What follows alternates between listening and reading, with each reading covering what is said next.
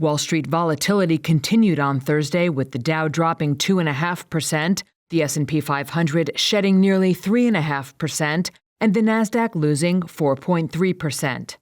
All three indexes forfeited much of the previous session's gains as growing concerns over the escalating U.S.-China trade war dampened optimism over upbeat economic data and trade talks with Europe. Alexander Morris is CEO of FM Investments.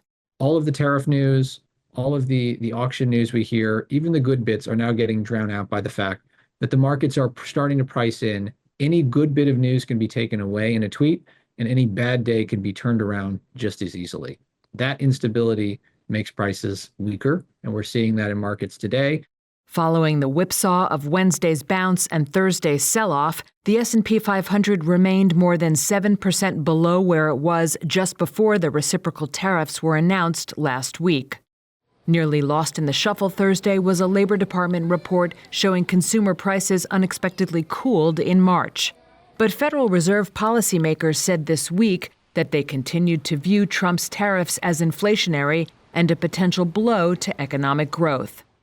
Among the day's stock moves, big tech came under pressure once again, with each of the so-called Magnificent Seven stocks suffering substantial losses. Shares of CarMax slid 17% after the used car retailer missed fourth-quarter profit expectations. Friday kicks off first-quarter earnings season, with big banks including JPMorgan Chase, Morgan Stanley, and Wells Fargo due to report.